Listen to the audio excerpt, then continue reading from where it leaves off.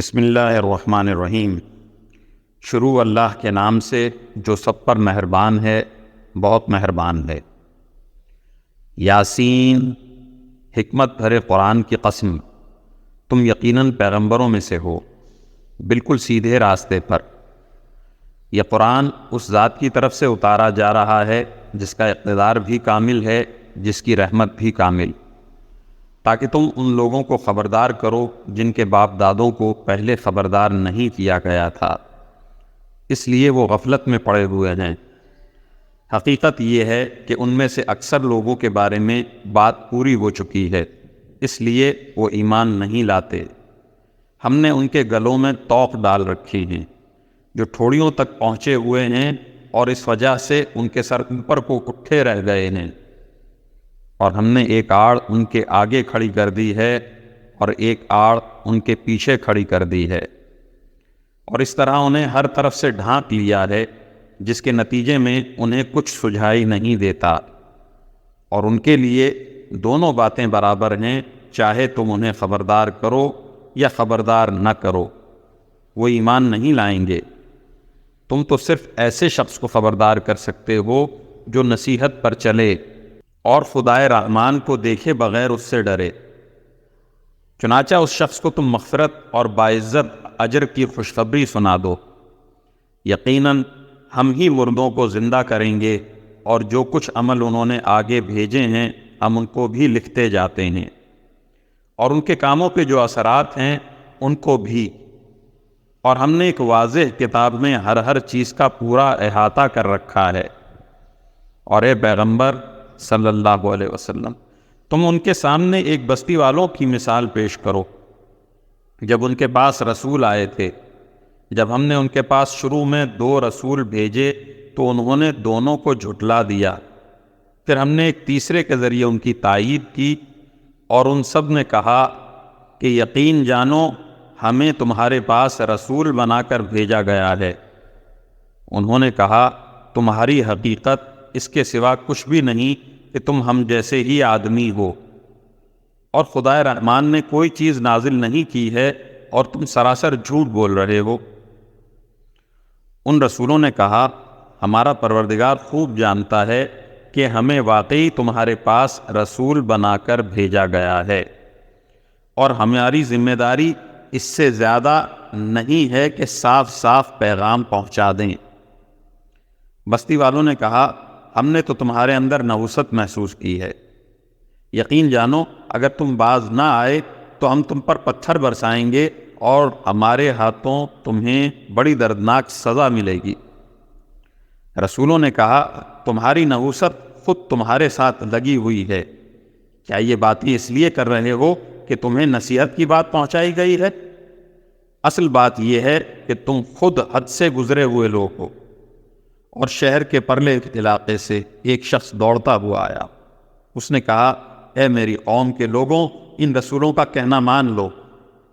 ان لوگوں کا کہنا مان لو جو تم سے کوئی اجرت نہیں مانگ رہے اور وہ صحیح راستے پر ہیں،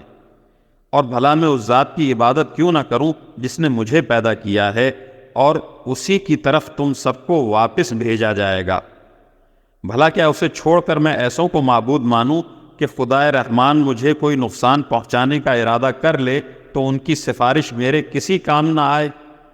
اور نہ وہ مجھے چھڑا سکیں؟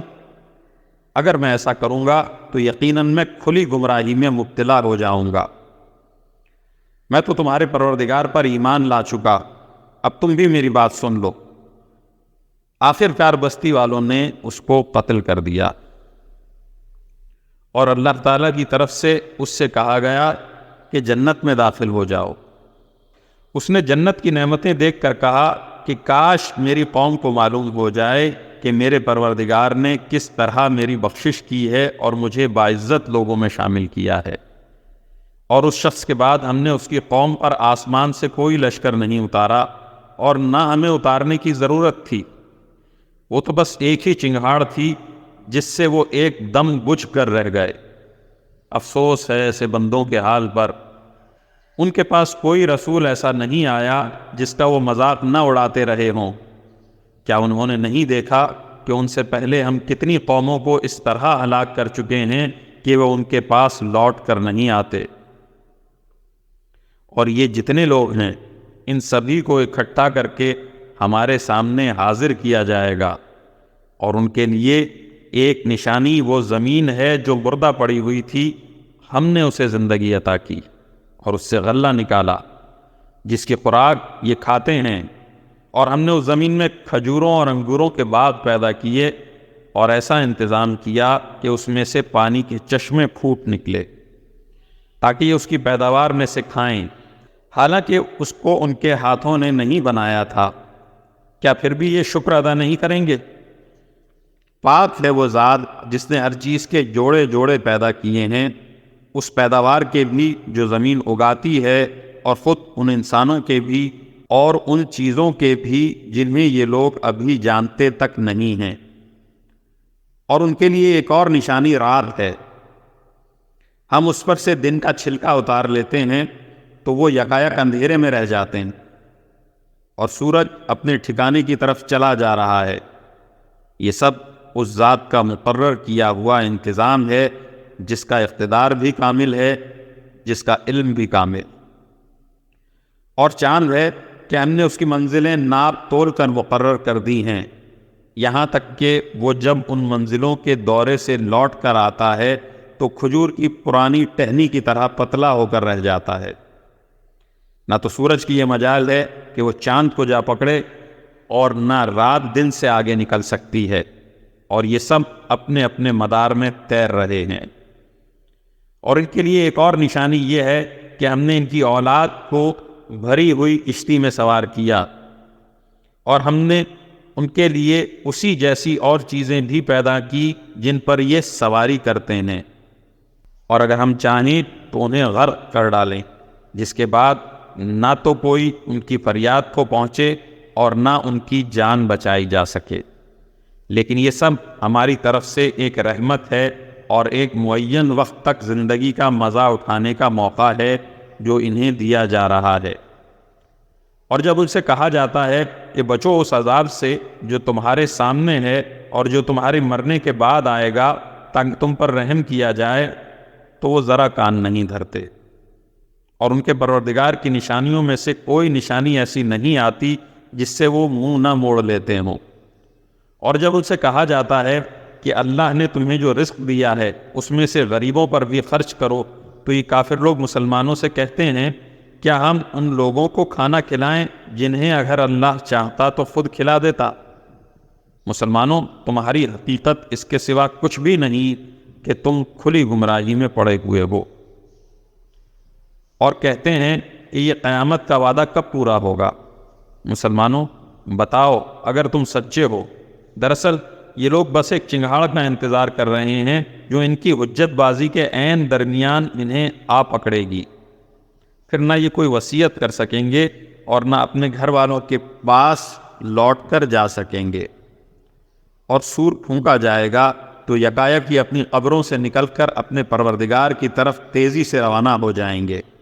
ہائے ہماری کمبختی، ہمیں کس نے ہمارے مرقد سے اٹھا کھڑا کیا ہے؟ جواب ملے گا یہ وہی چیز ہے جس کا خدائے رحمان نے وعدہ کیا تھا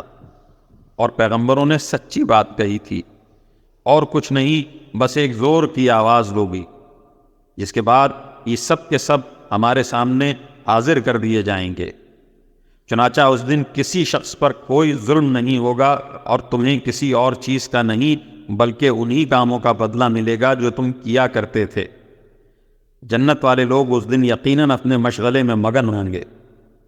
وہ اور ان کی بیویاں گھنے سایوں میں آرام دہ نشستوں پر ٹیک لگائے ہوئے ہوں گے، وہاں ان کے لیے میوے ہوں گے اور انہیں ہر وہ چیز ملے گی جو وہ منگوائیں گے۔ رحمت والے پروردگار کی طرف سے انہیں سلام کہا جائے گا،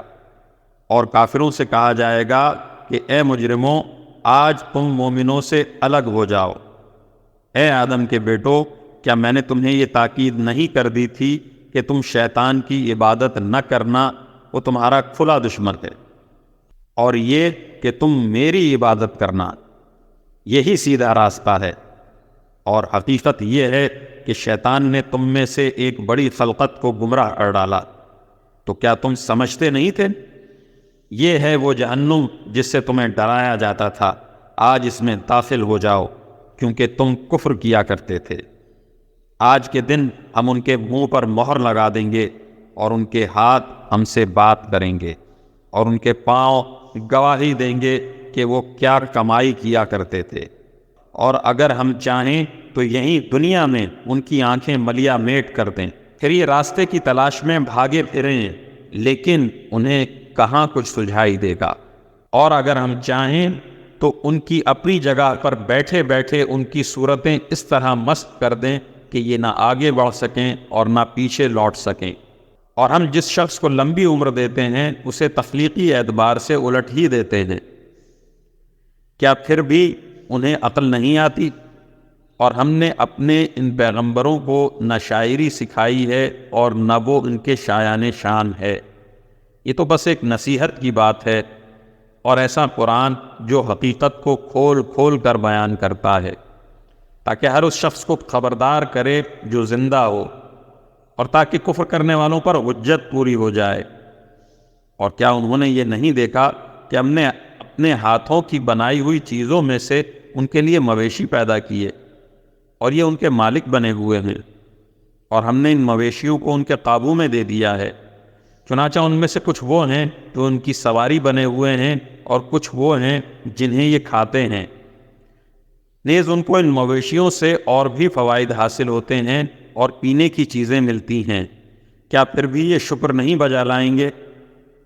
اور انہوں نے اللہ کو چھوڑ کر اس امید پر دوسرے خدا بنا رکھے ہیں کہ انہیں ان سے مدد ملے، حالانکہ ان میں یہ طاقت ہی نہیں ہے کہ ان کی مدد کر سکیں، بلکہ وہ ان کے لیے ایک ایسا مخالف لشکر بنیں گے جسے قیامت میں ان کے سامنے حاضر کر لیا جائے گا۔ غرض اے پیغمبر صلی اللہ علیہ وسلم،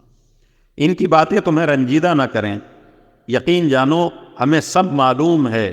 یہ کیا کچھ چھپاتے ہیں اور کیا کچھ ظاہر کرتے ہیں۔ اور کیا انسان نے یہ نہیں دیکھا کہ ہم نے اسے نطفے سے پیدا کیا تھا، پھر اچانک وہ کھلم کھلا جھگڑا کرنے والا بن گیا؟